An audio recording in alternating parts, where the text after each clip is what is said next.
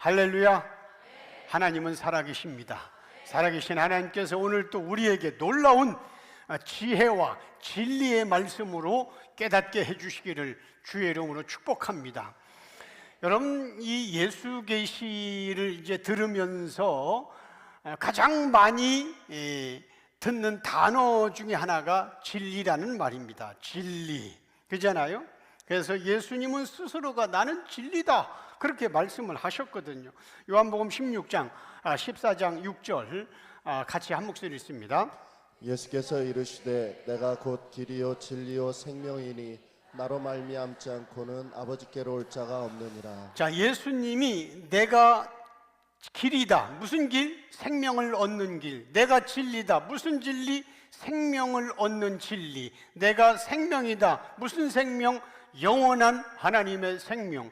같은 용어죠, 저게. 그죠? 내가 길이다. 내가 진리다. 내가 생명이다. 그러니까 내가 길이다, 진리다, 생명이다 했으니까 진리를 지금 얘기하려고 하는데, 내가 진리다. 그러니까 나로 말미암지 않고는 아버지께로 올 자가 없느니라. 다른 말로 진리를 붙들지 않으면 구원받지 못한다는 뜻 아니겠어요? 그죠?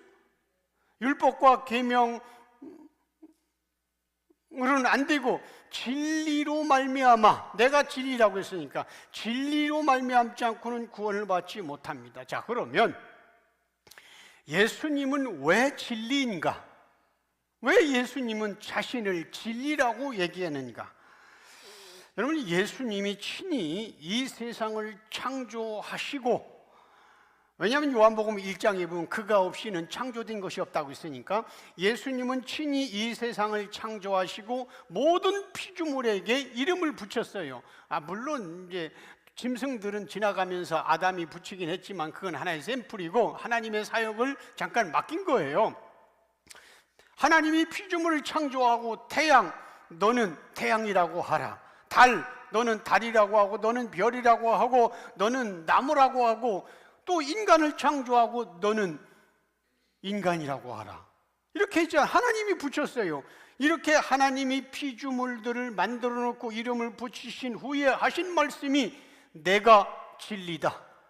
그렇게 말씀을 하시네요. 내가 진리다. 즉 내가 내 입에서 나오는 것은 피조물은 그대로 받아들이면 된다. 내가 진리다. 그렇게 선포하셨습니다. 그러니까 삼위 하나님 외에 아무것도 없는 무에서 하나님은 내가 진리라 이렇게 선포하는 거예요. 내가 진리다. 피조물은 진리가 아니다. 피조물은 진리인 내가 말한 대로 받아. 내가 해라면 해고, 내가 나무라면 나무고, 내가 인간이라면 인간이고. 왜? 창조자니까. 그잖아요. 여기에 대해서 피조물이 왜 나는 나무야 됩니까? 나는 그냥 고양이라고 하지 안 됩니다. 그냥 창조자가 선포하고 이름 붙이면 진리입니다. 그러므로 그 사람, 구원의 관점에서 그 사람에게 명백한 죄의 정황이 있고 확실한 증인들이 있다 할지라도 예수님께서, 창조자인 예수님께서 그에게 네가 죄에서 구원받았다 선포하시면 그 사람은 모든 피조물이 어떤 인간이 정죄해도 죄와 상관없이 구원받는 겁니다. 왜? 진리가 선포했으니까. 예수님 자신이 진리니까 어떤 거짓과 죄라도 진리가 선포하면 피조물의 기준은 무용점을 내는 거예요. 이걸 모르니까 자기들 기준으로 하나님 말씀까지도 난도질 하다 보니까 틀렸네, 맞았네 이렇게 짓거리는 겁니다. 그러므로 기독교 진리는 상대적 진리, 이 땅의 진리가 아니라 절대적 진리입니다. 하늘의 진리란 말입니다. 그러니까 일반 계시의 진리가 아니라 특별 계시의 진리란 말입니다. 일반 계시는 피조 세계에 사용한 걸 일반 계시라고 다 배웠어요. 특별 계시는 하늘에 소속된 것을 말하는 거예요. 자, 진리와 사실에 대해서 이제 설명하려고 그래요. 사실을 근거로 신앙생활하면 지옥, 진리로 신앙생활하면 천국인데 바리새인과 유대인들이 다 사실에 근거해서 지옥 갔어요. 이 시대에 거의 대부분 95%, 하여튼 90% 이상이 전부 다 사실의 성경을 읽을 때 사실에 근거해서 신앙생활을 하고 있습니다. 자, 예수님이 마리아의 몸에서 태어난 것은 거짓입니까? 사실입니까? 사실입니다. 예수님이 마리아의 몸에서 태어난 것은 사실입니다. 역사가 기록하고 그때 2000년 전에 그들이 다 봤어요. 그런데 예수님은 이런 사실을 뒤집고 뭐라고 했어요? 나는 하늘에서 내려왔다. 이게 진리입니다. 자, 요한복음 6장 42절 같이 읽습니다. 이르되 이는 요셉의 아들 예수가 아니냐 그 부모를 우리가 아는데 자기가 지금 어찌하여 하늘에서 내려왔다 하느냐. 자, 이제 주변에 유대인들이 그러는 거예요. 아니, 요셉의 아들 예수 아니야? 그 부모 마리아, 요셉 우리가 알고 있는데 지가 뭐 하늘에서 내려왔다고? 자, 지금 유대인들이 얘기한 건 사실입니다. 그죠? 사실입니다. 그러니까 예수님이 하늘에서 내려온 것은 사실이 아닙니다. 진리입니다. 요한복음 6장 51절 한 머릿수 같이 읽습니다. 나는 하늘에서 내려온 살아있는 떡이니 사람이 이 떡을 먹으면 영생하리라.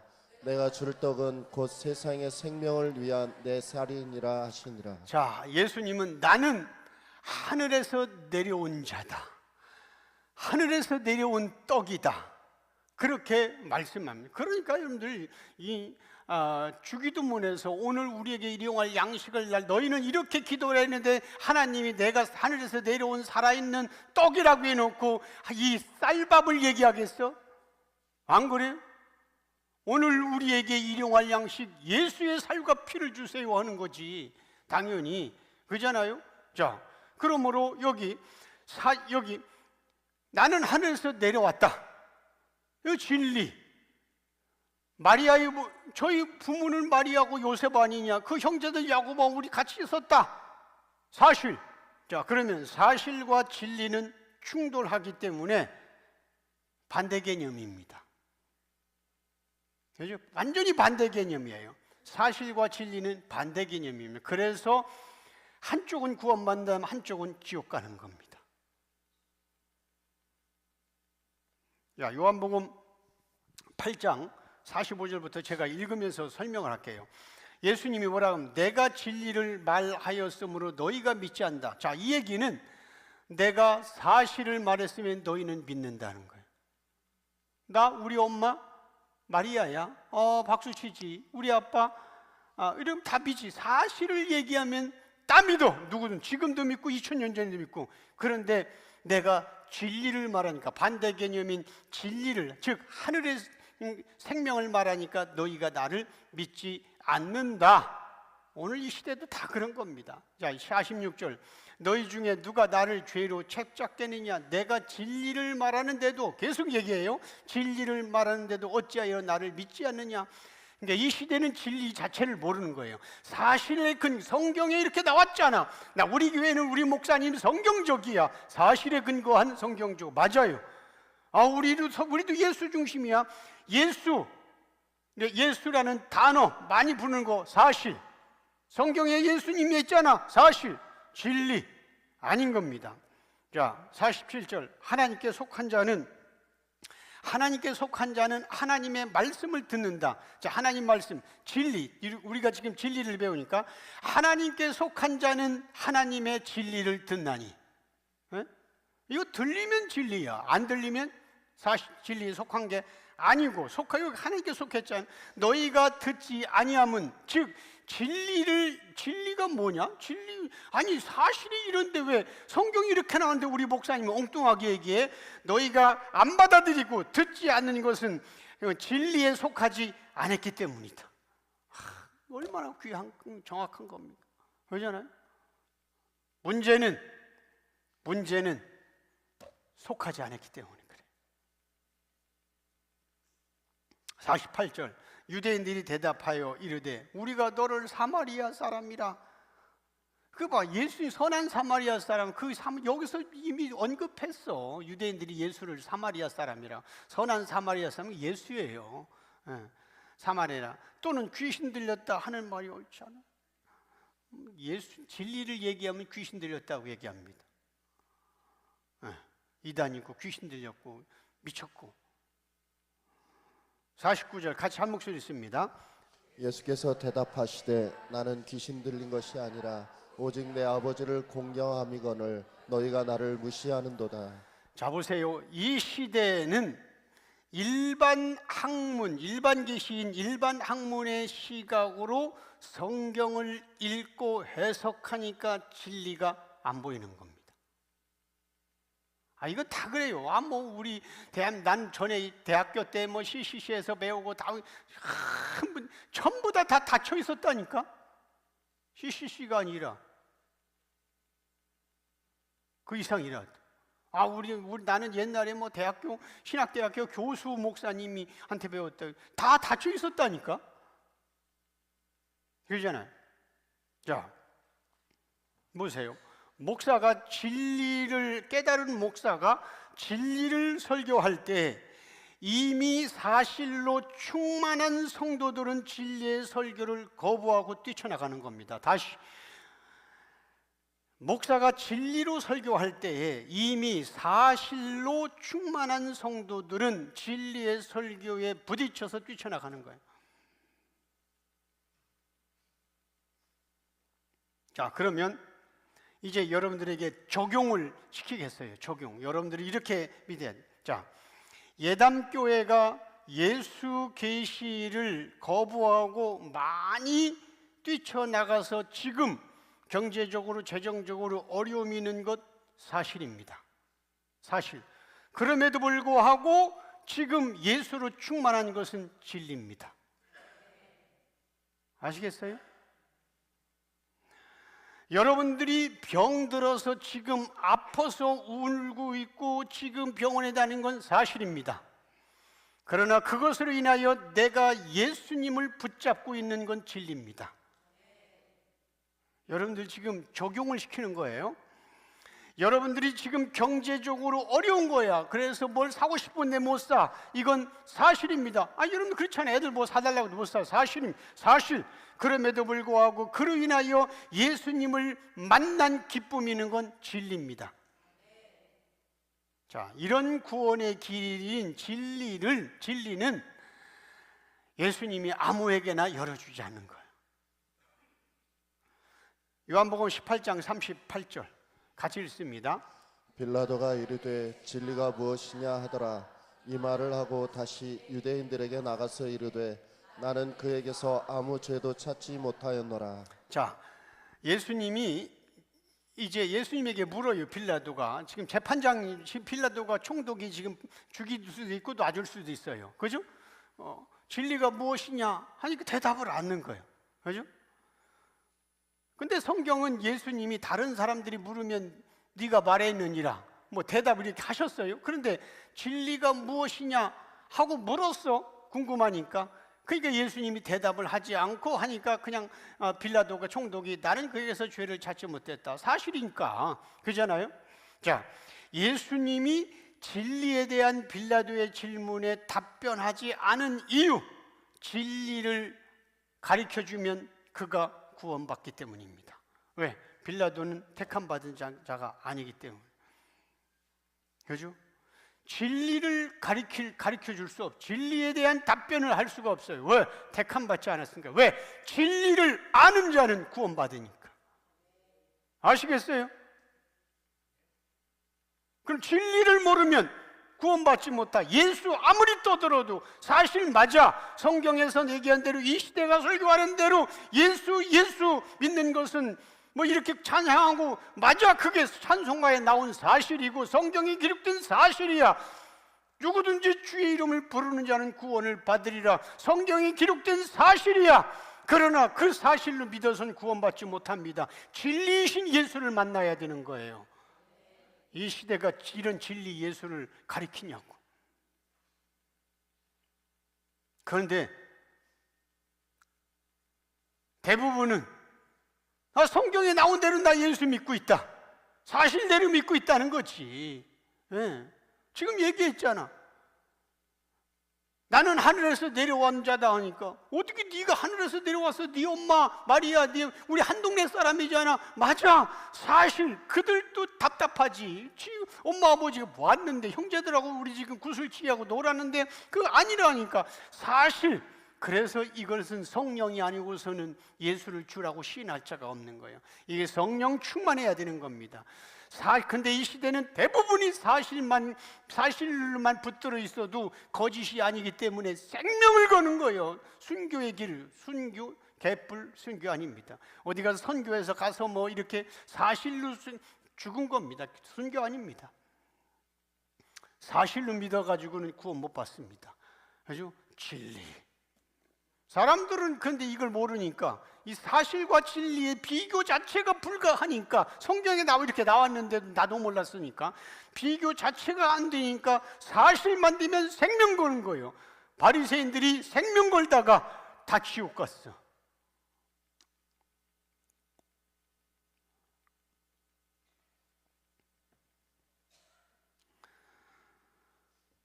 그러므로 우리 교회는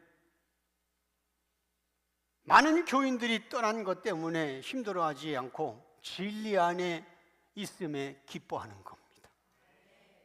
감사하고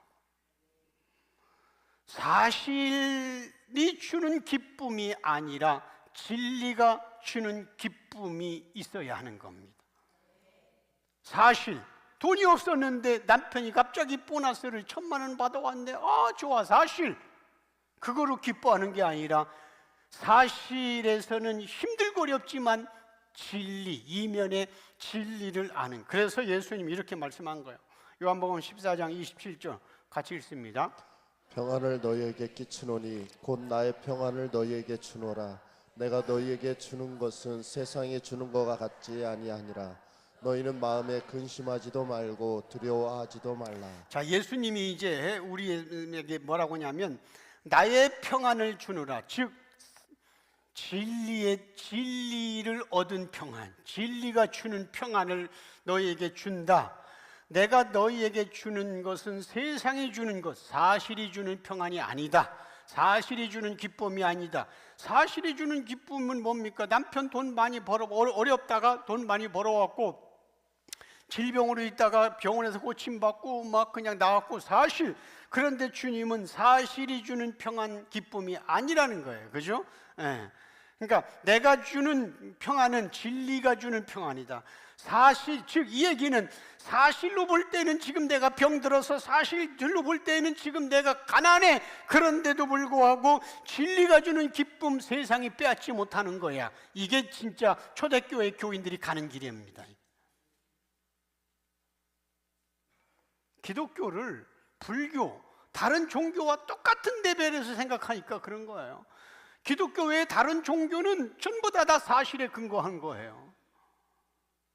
진리를 잃어버리니까 십자가 예수하고 부처님만 바꾼 다를 뿐이지 똑같이 레벨로 가는 거예요. 진리를 잃어버리니까. 그 진리를 예수님이 찾아오셔서 예수 계시를 열어줬더니 우리는 사실이 더 좋다고 다 나간 거 아니야?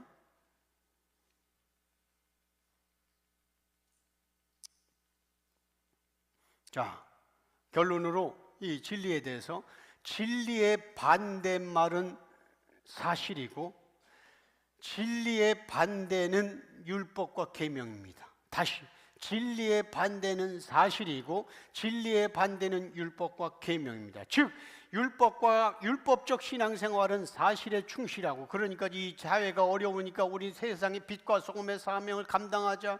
율법과 계명을 신앙생활하는 사람들은 그래서 이제 지금 이 어두운 세상에 우리가 이제 정화하자 이렇게 으쌰으쌰 이렇게 나가는 거예요. 왜? 사실이 이 나라가 어려우니까, 사실이 지금 경제가 어려우니까 율법과 계명은 사실이 지금 힘드니까 우리가 살고 있는 이 사실, 정치, 경제, 문화 이걸 기독교가 앞장서서 하자는 겁니다. 그거 사실 진리의 반대입니다. 이제 조금씩 이해 갑니까?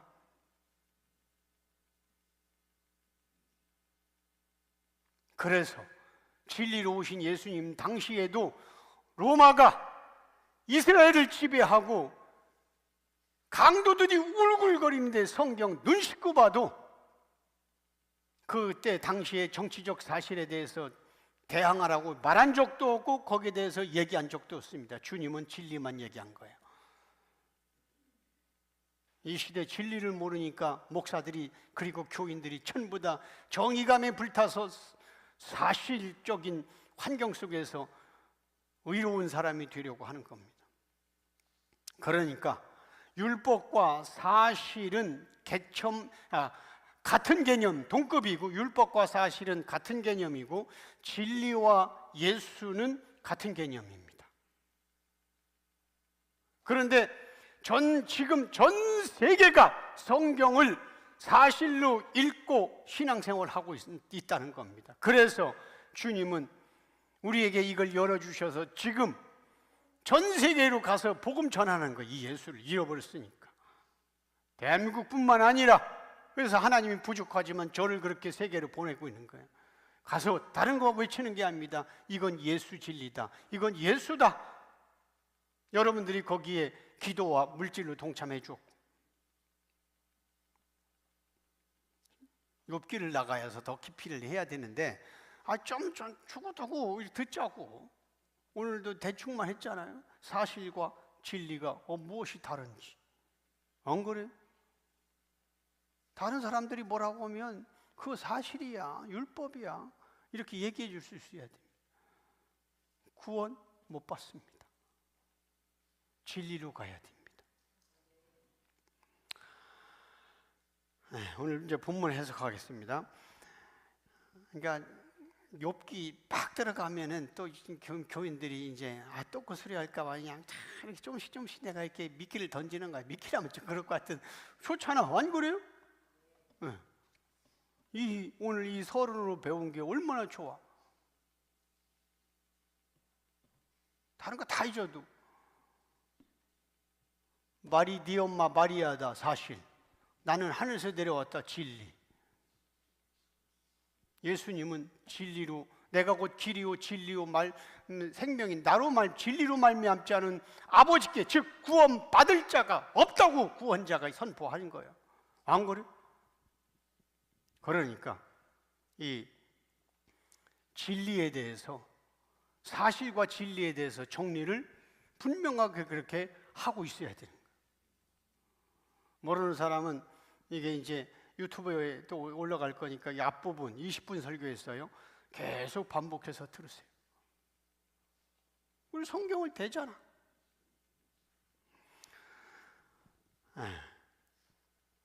욥기 21장에서 이제 욥의 그 말이 끝나자마자 엘리바스는 이제 오늘 공부할 22장에서 세 번째 공격을 시도하는 거예요. 세 번째, 앞에서 두 번 공격해서 엘리바스는 이유 없는 고난은 없다라고 말하면서 욥에게 어서 빨리 악에서 돌이키라고 촉구를 합니다. 엘리바스는 욥을 평가하기를 욥은 자기중심적이고 고집이 센 인간으로 그렇게 본 겁니다. 자, 오늘 본문 1절에서 3절 같이 읽습니다. 대만 사람 엘리바스가 대답하여 이르되 사람이 어찌 하나님께 유익하게 하겠느냐. 지혜로운 자도 자기에게 유익할 따름이니라. 내가 이로운들 전능자에게 무슨 기쁨이 있겠으며 내 행위가 온전한들 그에게 무슨 이익이 되겠느냐. 자, 2절에 보면 사람은 아무리 노력한다 해도 하나님께 도움이 될 수가 없다. 지금 엘리바스가 욥에게 책망하는 거예요. 아무리 인간 중에서 지혜롭다고 해도 하나님께 유익이 아니라 자신에게 유익함을 줄 뿐이다. 3절, 욥, 네가 의롭다고 해서 전능하신 하나님에게 어떤 영향을 줄 수 있겠는가? 네가 온전하다고 해도 하나님께는 아무런 유익이 없다. 바리새인들이 예수님을 찾아가서 논쟁을 하거나 질문할 때가 한두 번이 아니었습니다. 바리새인들은 예수님이 죄인들과 자주 어울리는 모습에 대해서 말을 했고 안식일에 병자를 고치는 행위도 지적했습니다. 바리새인들은 예수님에게 때로는 화내기도 하고 때로는 부드럽게 권면하기도 했습니다. 바리새인들이 보기에 예수님은 일부러 하나님의 진노를 받을 만한 행동을 골라서 하는 것처럼 보였단 말입니다. 욥의 세 친구들은 그래서 욥을 고집스럽고 자기 주장만 강하다고 평가하는데, 바리새인들도 예수님에 대해서 그렇게 평가한 겁니다. 바리새인들이 보기에 예수님이 당하신 모든 고난은 율법을 부정한 결과고 그래서 자기 생각대로 행동한 결과라고 그렇게 본 겁니다. 4절에서 11절 오늘 본문 같이 읽겠습니다. 하나님이 너를 책망하시며 너희를 친문하심이 너의 경건함 때문이냐? 내 악이 크지 아니하냐? 내 죄악이 끝이 없느니라. 까닭없이 형제를 볼모로 잡으며 헐벗은 자의 의복을 벗기며 목마른 자에게 물을 마시게 하지 아니하며 줄인 자에게 음식을 주지 아니하였구나. 권세 있는 자는 토지를 얻고 존귀한 자는 거기에서 사는구나. 빈손으로 돌로 베내며 고의 팔을 꺾는구나. 그러므로 올무들이 너를 둘러있고 두려움이 갑자기 너를 엄습하며 어둠이 너로 하여금 보지 못하게 하고 홍수가 너를 덮느니라. 엘리바스가 욥에게 하는 말입니다. 이 엘리바스가 보기에 욥은 하나님도 모르는 자야. 엘리바스가 저가 하나님도 모르는 자이기 때문에 이렇게 지금 이 얘기대로 자기중심적으로 이렇게 살았다고 지금 말을 하는 겁니다. 하나님께서 욥에게 진노하셨다는 증거가 명백한데도 불구하고 욥은 계속해서 자신의 죄를 부정하고 있다고 그렇게 생각을 하는 겁니다. 4절, 지금의 내 상황이 내가 하나님을 경외했기 때문에 벌어진 일이라고 생각하는가?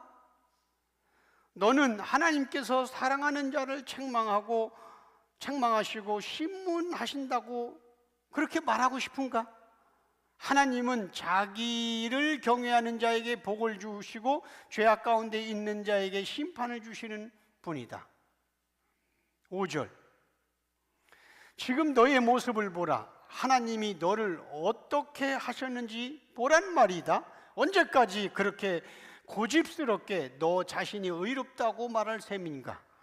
내가 볼 때 이 모든 일은 너의 죄악의 끝이 없기 때문에 일어난 일이다. 6절, 네가 특별한 이유 없이 빛을 갚지 못한 형제를 억류하였고 옷이 헐어서 간신히 걸친 자의 옷을 빼앗지 않았는가?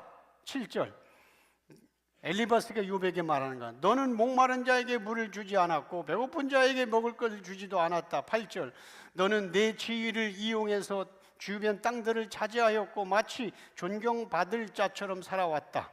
9절, 너는 과부가 와서 도와달라고 말할 때 빈손으로 돌려보냈고 불쌍한 고아들까지도 학대하였다. 10절, 이제 네가 한 행동이 너를 꼼짝 못하게 만들었고 네가 심은 대로 너를 두려움 가운데 집어넣었다. 11절, 마치 어둠이 너로 하여금 아무것도 보지 못하게 만들었고 홍수가 너를 덮어도 어찌할 수 없는 무력한 상황과도 같다. 자, 욥은 여전히 자기들이 듣고 싶은 말만 듣고 있는 그 친구들에 대해서 아주 답답해 했는데, 친구 세 사람은 세상이 알고 있는, 즉 일반 계시적 관점으로 보는 인과응보만 계속 주장하는 거예요. 욥에게. 그동안에도 여러 번 제가 언급했습니다마는 인과응보가 뭡니까? 착한 일 하면 좋은 결과가 생기고 나쁜 일을 하면 나쁜 결과가 생긴다는 게 인과응보예요. 그러니까 어떤 결과가 나타났을 때에 그게 좋든 나쁘든 성공이든 실패든 어떤 결과가 나타날 때 반드시 이런 결과에 대한 원인이 존재한다는 거예요. 그 개념이, 인과응보가.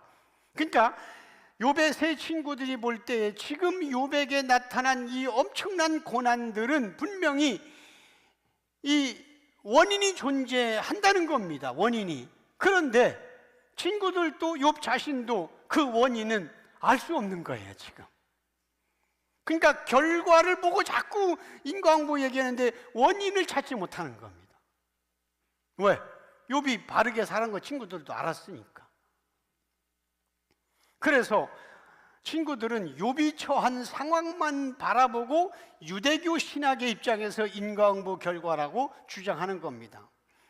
여러분, 지금 읽은 오늘 6절에서 9절, 이것은 엘리바스가 욥에게 지금 이제 욥이 안 그렇다는 걸 아는데 결과 보니까 뭔가 우리가 모르는 그 원인이 있다는 겁니다. 그래서 추측해서 지금 이렇게 말하는 거거든요. 너가 과보를 돌보지 않았고 추측해서. 그런데 이 문자적으로 표면적으로 보면 이 6절에서 9절은 타락한 모든 인간이 행하는 죄악을 설명하고 있는 거예요. 모든 인간이, 그거 보세요. 모든 인간이 이유 없이 형제를 억압했고 가난한 자들의 옷을 벌겋고, 그러니까 강대국이 약한 나라를 전쟁에서 뺏어가고 목마른 자에게 물도 주지 않았다. 우리 모두가 그랬다는 거죠. 타락한 인간은 하나님을 잊어버린 존재이기 때문에 모든 행위가 이타 중심이 아닙니다. 다른 사람 중심이 아니라 철저하게 자기 중심, 이기적인 삶을 살아가는 거예요. 철저하게. 그렇게 모든 인간은 자기들의 행위대로 심판받는 두려움에서 영원히 절대로 헤어나올 수가 없었는데, 예수님이 이 땅에 오셔서 그런 죄인들의 죄악을 대신 지시고 죽으셨습니다. 예수님은 마귀에게 사로잡힌 우리를 해방시켜 주셨고, 예수님은 죄의 옷을 벗기시고 자기의 피와 살로 의의 옷으로 바꾸어 입히셨습니다. 예수님은 죄인들을 구원하고 싶은 목마른 자로 이 땅에 내려오셔서 죄인들에게 영원한 생수의 물을 마시도록 하신 분입니다. 예수님은 의가 부족한 자처럼 스스로 줄인 자로 오셔서 우리에게 자신의 살과 피로 일용할 양식을 주신 분이십니다. 예수님은 가짜 신랑하고 사는 우리에게 진짜 신랑이 되어 주셨고, 예수님은 가짜 아빠하고 살고 있는 영적 고아였던 우리에게 하나님을 참 아버지라고 부를 수 있게 해주셨습니다. 이렇게 예수님은 우리의 모든 절망의 상황을 바꾸어 주신 분입니다. 이런 좋으신 예수님을 우리는 믿고 그래서 찬양하는 겁니다. 오늘 본문 12절에서 16절 같이 읽습니다. 하나님은 높은 하늘에 계시지 아니하냐. 보라, 우두머리 별이 얼마나 높은가. 그러나 내 말은 하나님이 무엇을 아시며 흑암 중에서 어찌 심판하실 수 있으랴. 빽빽한 구름이 그를 가린즉 그가 보지 못하시고 둥근 하늘을 거니실 뿐이라 하는구나. 내가 악인이 밟던 옛적 길을 지키려느냐. 그들은 때가 이르기 전에 끊겨버렸고 그들의 터는 강물로 말미암아 함몰되었느니라. 자, 엘리바스는 하나님과 욥의 관계가 지금 깨졌다고 지적하면서 그래서 다시 하나님과 화목하라고 지금 촉구하는 거예요. 이 말씀이 12절. 하나님은 어디 계시는가? 가장 크고 높은 별보다도 더 높은 하늘에 계신다. 하나님은 너에 대하여 모르는 것이 없으신 분이다. 너는 아직도 하나님이 모든 것을 아시는 분임을 모르는 것처럼 보인다. 13절. 스스로 의롭다고 주장하는 너의 말은 마치 하나님이 무엇을 아는가? 흑암 중에 계신 분이 어떻게 심판하시겠는가? 라고 외치는 것 같구나. 14절.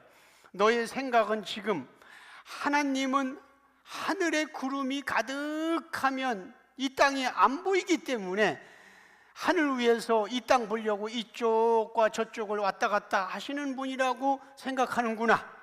너의 손바닥으로 하늘을 가리고 하나님이 계시지 않는다고 그렇게 말하지 마라. 15절. 너는 악인들이 예전부터 가던 길을 따라가려고 하는 것 같구나. 16절. 악인들은 미처 생각하지 못한 시간에 사로잡혀 끌려갔고 그들이 세웠던 모든 기초는 강물 같은 환란에 떠내려갔다. 자, 엘리바스는 욥이 이렇게 지금 얘기한 대로 하나님의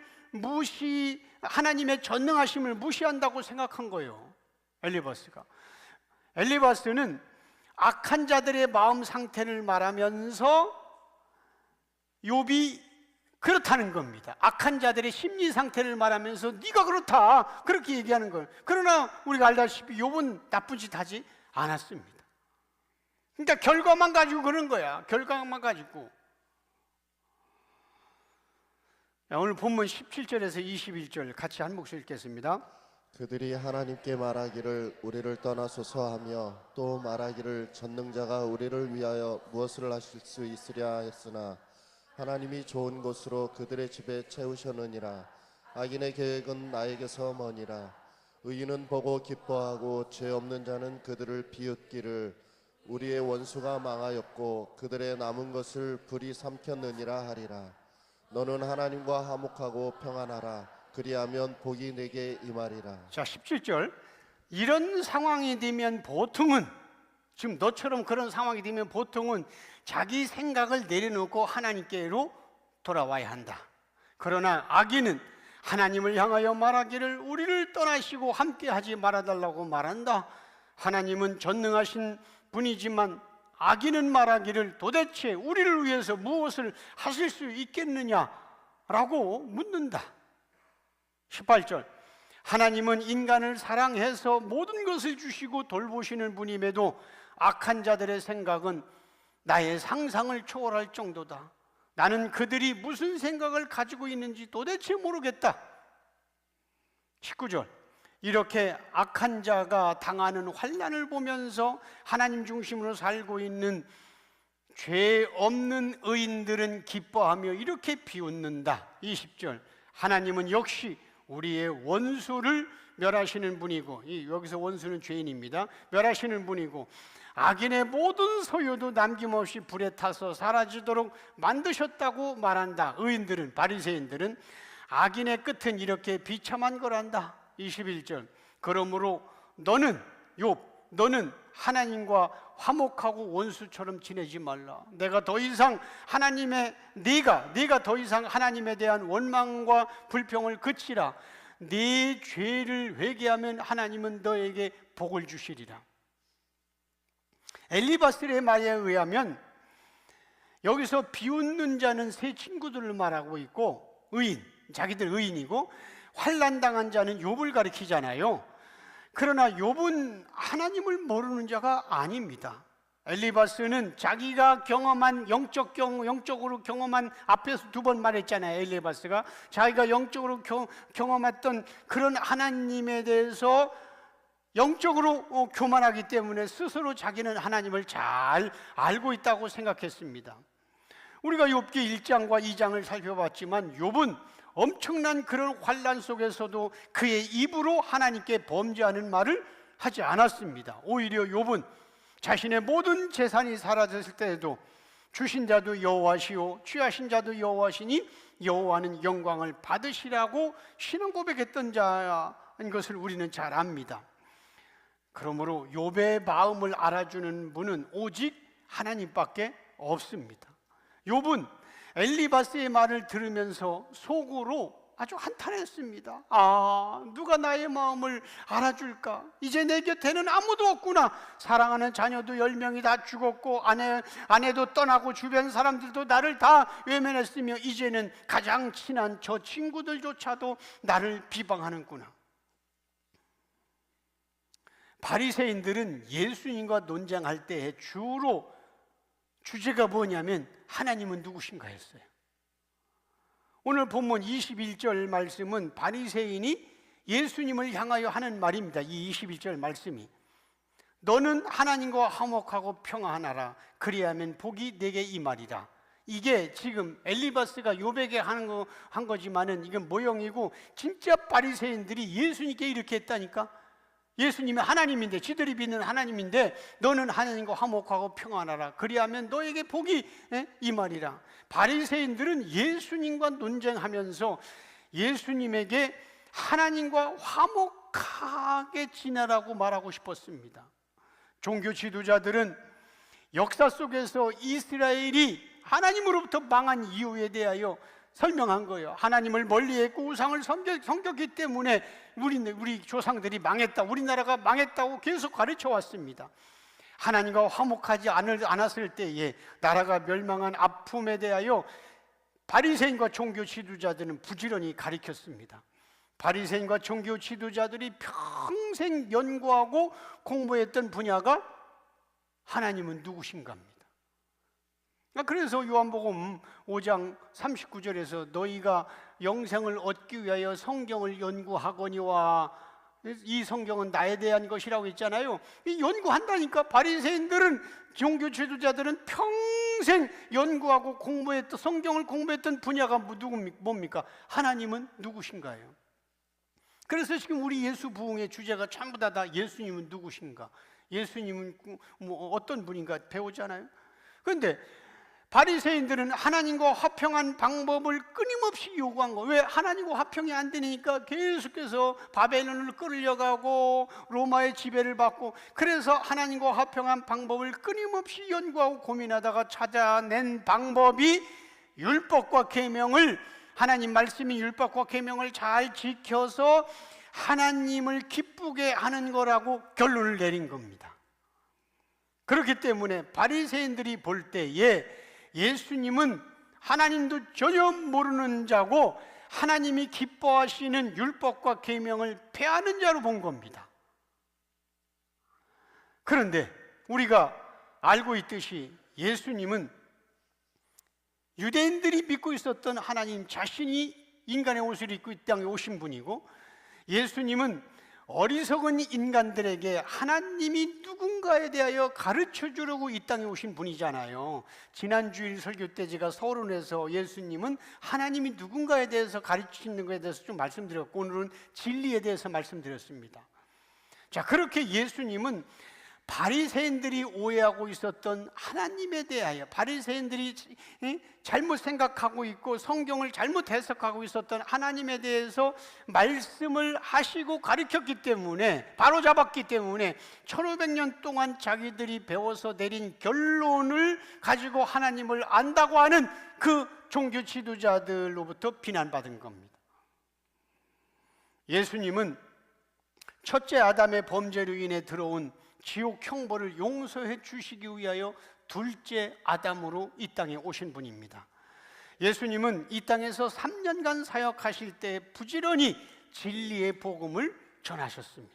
병자 고친 거 다 진리를 설명하기 위한 그냥 양념입니다. 나사로 살린 거 부활을 설명하기 위한 양념입니다.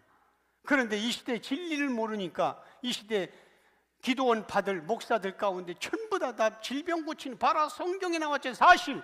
그런데 그것은 양념이고 진리를 설명하기 위해서, 워낙 진리를 모르니까 설명하기 위해서 비유나 질병 치유고 고치고 했는데 진리를 자체를 다쳤으니까 그거로만 하고 봐라 성경적이지 않냐, 이렇게 하는 게 바리새인의 길이고 유대교 신학이고 천주교 신학이에요. 근데 이 시대가 거의 그쪽으로 가고 있는 거예요.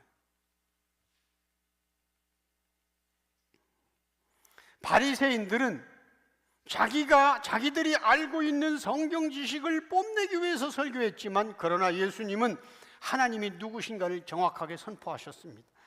바리새인들은 백성들보다 높은 위치에 있음을 자랑하기 위해서 어렵게 설교를 했지만, 예수님은 높으신 하나님에 대하여 매우 쉽게 설교하셨습니다. 바리새인들은 백성들의 영혼을 죽이는 사실의 설교를 했지만, 그러나 예수님은 백성들의 영혼을 살리는 진리의 설교를 하셨습니다. 예수님은 하나님이 어떤 계획을 가지고 어떻게 일하시는 분인가를 선포하시면서 하나님과 인간 사이의 유일한 중보자로서 양쪽 모두를 만족시켰습니다. 죄를 미워하시는 하나님 쪽도 만족시켰고, 죄의 형벌 아래 있는 인간 쪽도 만족시켰습니다. 그래서 예수님은 하나님과 인간 사이에 막힌 담을 헐어버리시려고 오신 분입니다. 에베소서 2장 13절 제가 읽으면서 설명합니다. 자, 이제는 전에 멀리 있던, 왜 멀리 있어? 죄 때 선악과를 먹기 전에, 죄가 오기 전에는 에덴 동산에서 하나님과 가까이 지냈잖아요. 그죠? 하나님 거님 가까이. 이제는 전에 멀리 있던 너희가, 죄 때문에 하나님과 멀리 있던, 모든 성경은 하나님과 인간관계를 설명하는 거예요.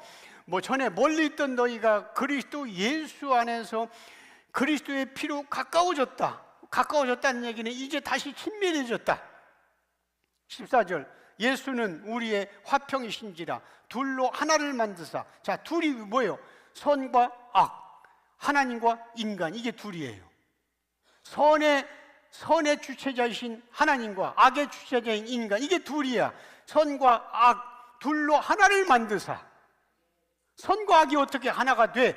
예수가 중보자가 되셔서 하나가 되는 거예요. 그죠? 선과 악 하나를 만드사 원수된 것 곧 중간에 막힌 담을 자기 육체로 허시고, 자기 육체로 십자가에 허시고, 법조문으로 된 15절, 법조문으로 된 계명의 율법을 폐하셨으니, 율법을 폐하러 온 자라고 바리새인들이 지적질하니까 예수님께서 나는 율법을 폐하러 온 자가 아니고 완전케 하러 왔다고 있잖아요. 율법을 완성하러 왔다. 그러니까 여기서 말하는 성경은 계명의 율법을 폐하렀다는 얘기는 폐한 게 아니고 예수님이 율법을 완성했으니까 율법의 기능 상실, 이게 폐해졌다고 표현하는 거예요.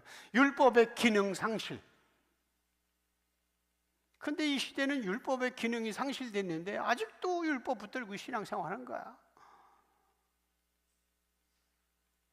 이는 왜 그렇게 했냐? 이 둘이 뭐라고 있어요? 선과 악, 선의 주체자인 하나님과 악의 주체인 인간 둘로 자기 안에서, 예수 안에서 한 사람 하나가 되는 겁니다. 예수 안에서. 그래서 결국은 율법과 계명이 아니라 예수 안에서만 가능한 거예요. 예수 한 분밖에 우리 신앙생활하는데 기독교인은 예수 외에는 부르짖지 만드는 거예요.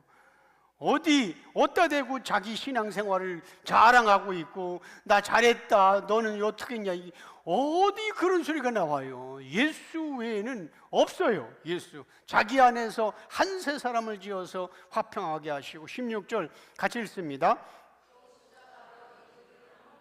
하나님과 화목하게 원수된 것을 십자가로 소멸하시고. 자, 십자가로 이 둘이 뭡니까? 선과 악을 둘을 한 몸으로 하나님과 화목되게, 이게 하나가 된 거예요. 그래서 우리 신의 아들이라고 하잖아요.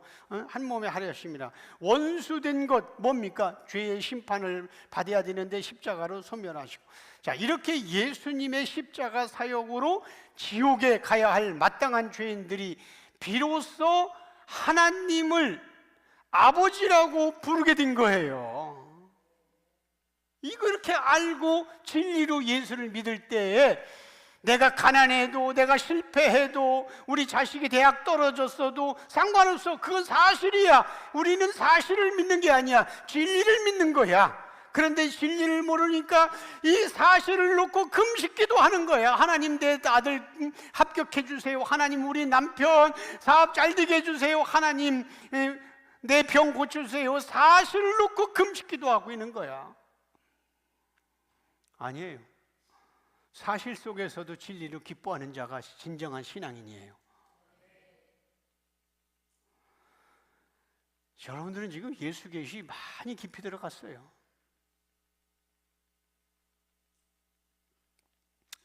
자, 오늘 본문 22절에서 26절 같이 한 목소리 읽습니다. 청하건대 너는 하나님의 입에서 교훈을 받고 하나님의 말씀을 내 마음에 두라. 내가 만일 전능자에게로 돌아가면 내가 지음을 받을 것이며 또 내 장막에서 불의를 멀리하리라. 내 보화를 티끌로 여기고 오빌의 금을 계곡의 돌로 여기라. 그리하면 전능자가 내 보화가 되시며 내게 고귀한 은이 되시리니 이에 내가 전능자를 기뻐하여 하나님께로 얼굴을 들 것이라. 자, 엘리바스는 욥이 하나님께 회개하고 돌아가면 하나님이 예전처럼 다시 회복시켜 주신다고 얘기하는 거예요. 22절. 내가 이제 너에게 요청한다.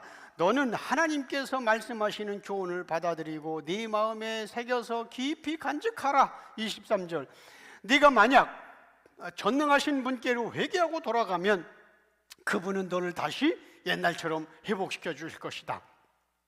모든 의롭지 못한 것들을 너희 집에서 멀리하고 하나님만 섬겨라. 24절, 네가 가지고 있는 금은 보아도 먼지보다 못한 것으로 여기고 오빌의 금조차도 계곡에 있는 돌 중에 하나처럼 생각하는 믿음을 가져라. 25절, 그렇게 하면 전능하신 하나님께서 너의 보화가 될 것이고 너의 고귀한 은이 되어 주신다. 26절, 이제는 더 이상 하나님을 향한 원망을 거두고 기쁨의 근원이신 하나님을 찬양하라. 얼마나 근사한, 이 시대 목사들이 이렇게 설교, 얼마나 근사한 설교입니까? 자, 지금 이렇게 교훈하고 있는 엘리바스의 말은, 지금 읽은 말은 율법과 계명의 신앙에서는 멋진 설교예요. 아주 그저 틀린 말이 아닙니다. 자, 다시 성경 한번 띄워주세요. 뭐라고 했어요? 이렇게 설교하는 거예요. 네가 만약 전능하신 분께로 회개하고 돌아가면 하나님은 너를 다시 회복시켜 주십니다. 이게 많이 듣던 소리 아니요? 네. 네가 가지고 있는 금은 보아도 먼지보다 못한 것으로 여기고, 여러분 금은 보아 가지고 갈 겁니까? 여러분들 정말 금은 보아 그거 산지 금방 날아갑니다. 오빌의 금조차도 결국엔 돌 중에, 여러분들 정말 그렇게 생각하고 그래야 믿음 생활하는 거 아니겠어요? 그렇게 하면 전능하신 하나님께서 너의 보화가 되시고, 봐라 예수님이 보화지. 예수님이 많이 듣던 설교 아니야? 그렇게 하면 전능하신 하나님께서 너의 보화가 되시고 너의 고귀한 은혜 되어신다. 없어질 그 돈 받지 말고 금은 보화 욕심내지 말고 주님을 금은 보화로 여기세요. 지금 이거 일반 설교하는 겁니다. 제 설교 아닙니다. 네, 그러면서 이제는 더 이상 하나님을 향한 원망을 거두시고 기쁨의 근원이신 하나님을 찬양하세요. 할렐루야. 이제는 우리 주 예수 그리스도의 은혜요.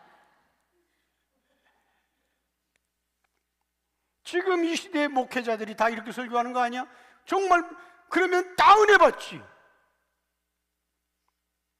이렇게 설교하면 모든 교인들이 아멘 하면서 은혜 받았다고, 목사님 오늘 내가 은혜 받아서 눈물 흘리면서 빵 사주고.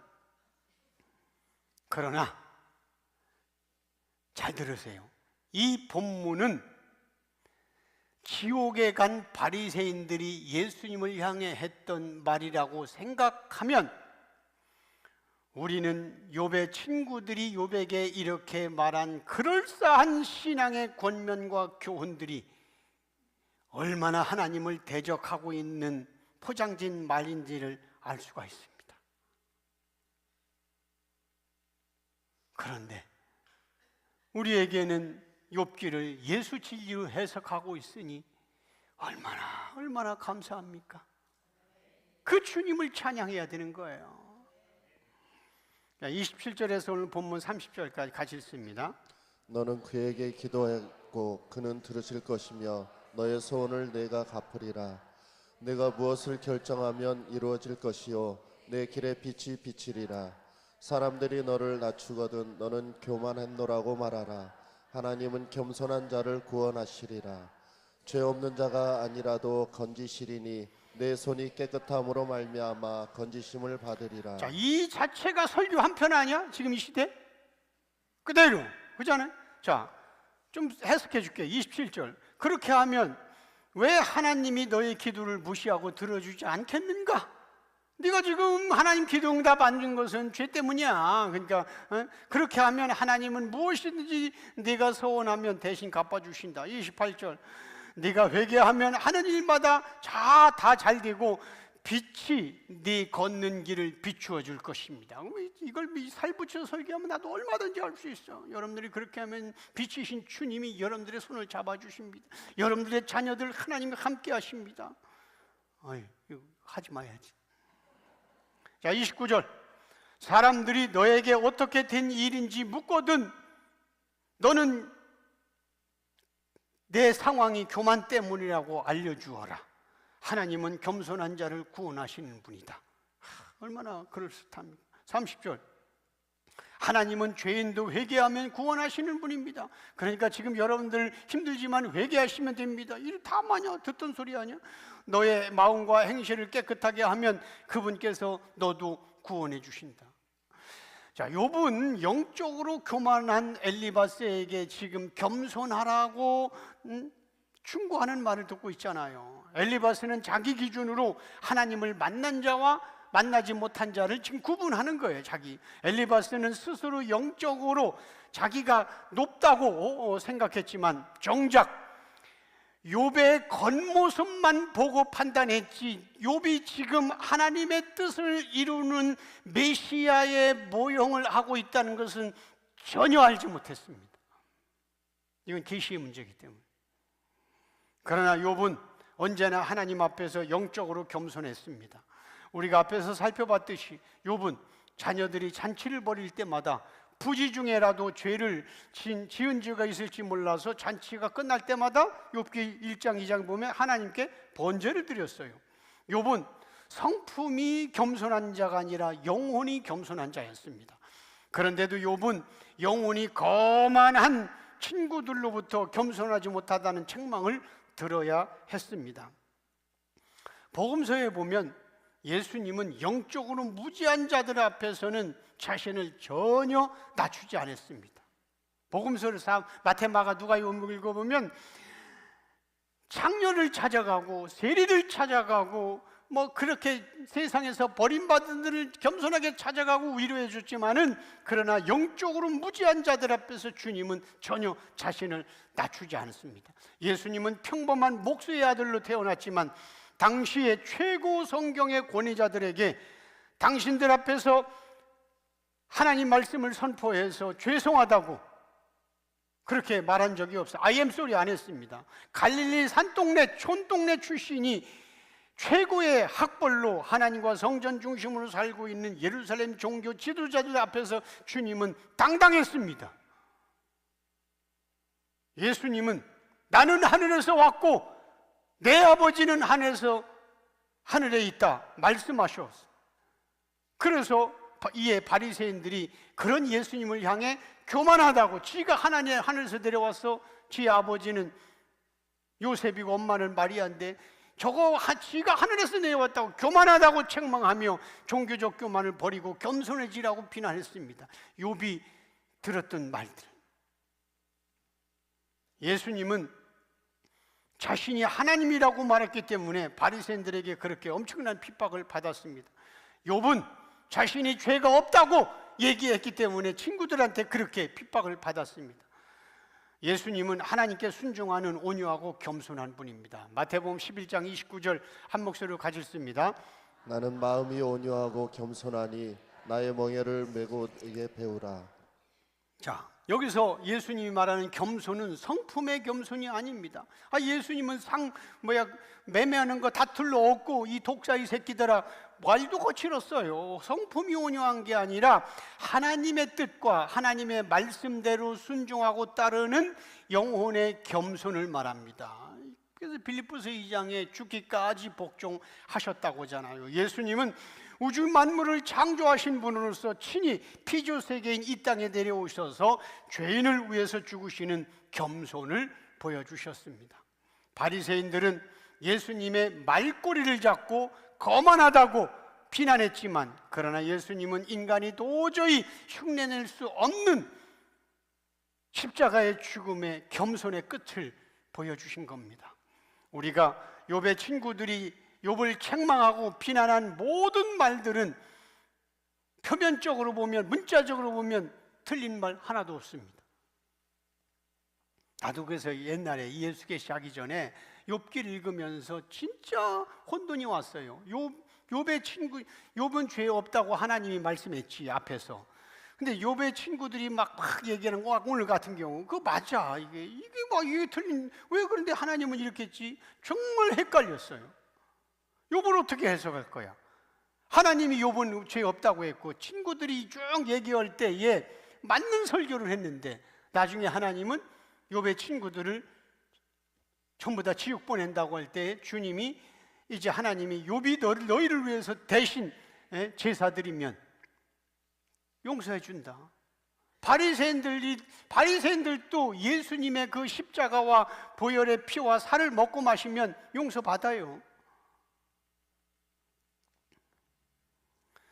그런데 이 친구들은 구약 성경을 문자적 개념으로 읽고 적용했기 때문에 욥을 정죄한 겁니다.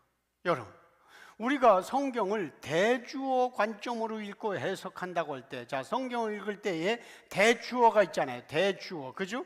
그리고 이제 아브라함의 사건에서 아브라함이 주어예요. 가주어, 그죠? 그런데 이 가주어는 진주어이시고 대주어이신 거기다 넣고 해석해야 된다고, 이게 성경의 계시의 해석 원리라고 말씀드렸어요. 우리가 성경을 대주어 관점으로 읽고 해석한다고 말할 때 예수님이 하신 일뿐만 아니라 예수님의 방해자들까지도 포함시켜야 됩니다. 이게 지금부터 얘기하는 게 오늘 나눔 두 번째입니다. 잘 들으세요. 자, 요한복음을 읽다 보면 예수님께서 어떤 사역을 하셨을 때에 계속 반복되는 표현이 성경을 응하게 하시느니라, 성경을 응하게 하시는 이 표현이 많이 나오는데 몇 군데 한번 찾아볼게요. 요한복음 13장 17, 18절에 보면 같이 읽습니다. 내 떡을 먹는 자가 내게 발꿈치를 들었다 한 성경을 응하게 하려는 것입니다. 자, 이게 이제 시편 41편 9절에 있어요. 제가 이건 안 그냥 잠깐 불러준 나중에 집에 가서 읽어보세요. 자, 시편 41편 9절에 내 떡을 먹는 자가 내 발꿈치렸다 한 이 시편 41편 9절을 성경을 응하게 하려고 이렇게 됐다. 요한복음 11장 12절 같이 읽습니다. 내가 그들과 함께 있을 때에 내게 주신 아버지의 이름으로 그들을 보존하고 지켰나이다. 그 중에 하나도 멸망하지 않고 다만 멸망의 자식뿐이오니 이는 성경을 응하게 함이니이다. 지금 계속 성경에 응하게 몇 개 찾는 거예요. 이는 이렇게, 이거 왜 그렇게 했냐? 성경이 그렇게 썼으니까. 이건 시편 109편 8절입니다. 요한복음 19장 28절 같이 읽습니다. 그 후에 예수께서 모든 일이 이미 이루어진 줄 아시고 성경을 응하게 하려 하사 이르시되 내가 목마르다 하시니. 자, 이제 구약 성경이 있는 대로 가려고 이렇게 하는, 성경을 응하게 하려고. 이건 시편 69편 21절입니다. 자, 요한복음 19장 36절 같이 읽습니다. 이 일이 일어난 것은 그 뼈가 하나도 꺾이지 아니하리라 한 성경을 응하게 계속해 하려 성경을 응하게 한 이건 민수기 9장 12절과 시편 34편 20절에 나옵니다. 자, 성경을 응하게 하는, 자, 잘 보세요. 이처럼 예수님에 대한 모든 것은 이미 구약 성경에 예언하고 있기 때문에 예수님의 모든 사역은 성경을 응하게 하려 함이라는 표현이 계속 등장하는 겁니다. 사람들이 예수님을 이유 없이 미워했다는 말을 이루려면 어떻게 해야 돼요? 예수님을 미워하는 자들이 나타나야지. 예수님을 사랑하는 자만 있으면 안 되지. 다시, 사람들이 예수님을 이유 없이 미워했다는 말을 응하게 하려면 예수님을 미워하는 자들이 나타나야지. 결국 예수님을 미워했던 자들은 자기도 모르게 성경이 이루어지기 위해서 그 길을 가고 있는 거예요. 그죠? 얼마나 웃기는 거예요. 사람들이 예수님을 이유 없이 미워했던 일은 한두 번이 아니었잖아요. 그죠? 성경은 구원을 이루시는 예수님의 사역을 대표적인 내용만 기록하고 있기 때문에 지금 이 몇 번만 이렇게 기록하는 것이지, 기록되지 않은 수많은 미움과 저주들이 예수님께 엄청나게 쏟아졌잖아요. 자, 그렇게 예수님을 미워했던 자들은 본인이 알든 모르든 어떻게 부지런히 자신의 역할을 지금 감당하고 있는 겁니다. 마찬가지로 욥을 정죄했던 세 친구들은 성경을 응하게 하기 위해서 부지런히 지금 자기 역할을 하고 있는 거예요. 친구들은 한두 번만 욥을 욕하고 비난한 게 아닙니다.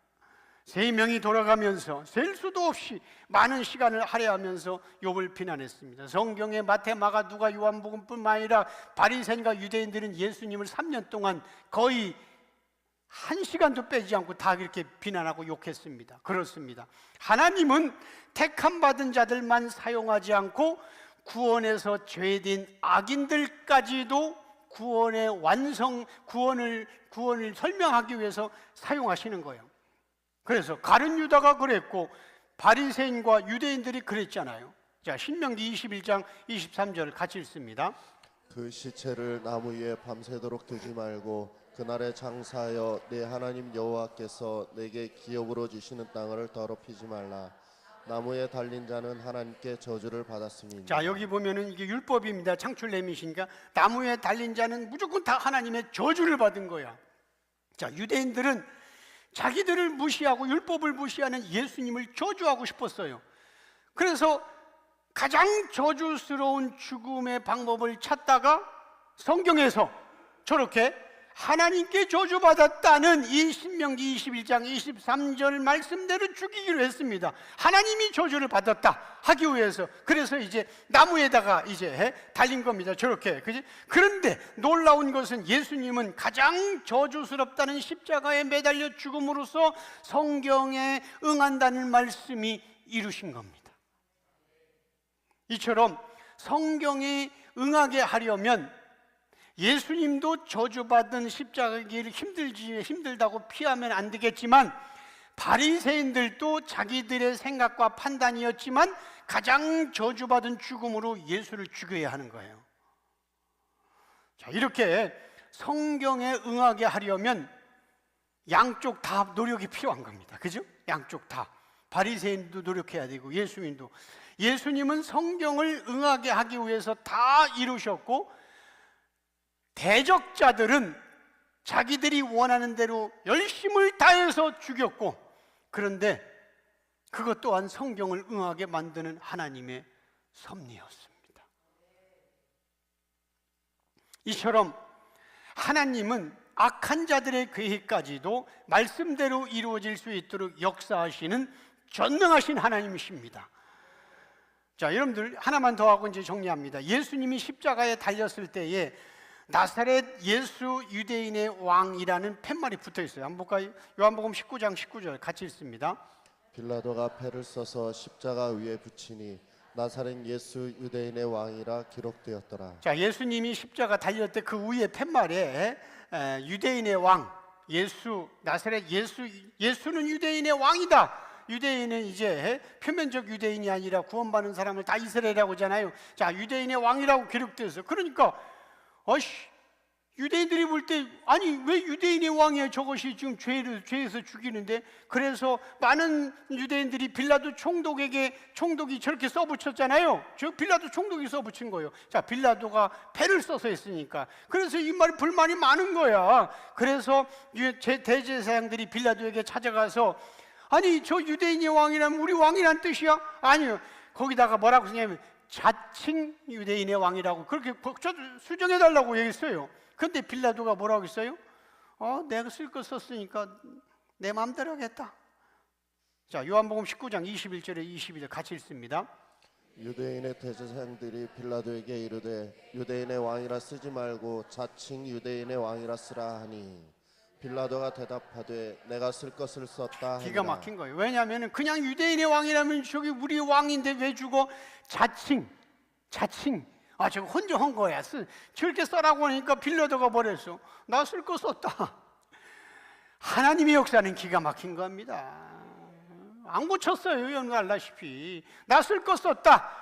예수님은 이렇게 악한 자들에 의해서 자기를 판결했던 빌라도에 의해서 유대인이 왕이라고 십자가에 만천에 선포하고 죽으셨습니다. 이처럼 성경은 인간에 대한 이야기가 아니라 구원자를 말하고 싶은 게 성경이에요. 기독교의 구원은 택함 받은 자들만 받는 특별 은총이지 일반 은총이 아닙니다. 그런데 그 특별 은총은 내가 노력해서 얻어지는 결과물이 아니라 전적인 예수님의 은혜입니다. 우리는 내가 알아서 예수를 때가 되니까 믿은 게 아닙니다. 우리는 예수님을 내가 노력해서 믿은 게 아닙니다. 우리는 예수님의 전적인 은혜로 여기까지 끌려온 겁니다. 은혜의 폭력성에 의해서 끌려온 겁니다. 이 시대가 이 예수를 모르고 사실과 진리 자체도 모르는데 우리는 이제 사실은 힘들고 어렵지만 사실은 아프지만 이 가운데서 이 세상이 주는 기쁨이 아니라 진리가 주는 기쁨을 깨닫고 그렇게 찬양할 수 있는 이런 풍성한 예수 계시를 받고 있으니 얼마나 감사해요. 이런 은혜를 주신 우리 예수님께 감사와 찬양과 영광의 박수를 올려드립니다.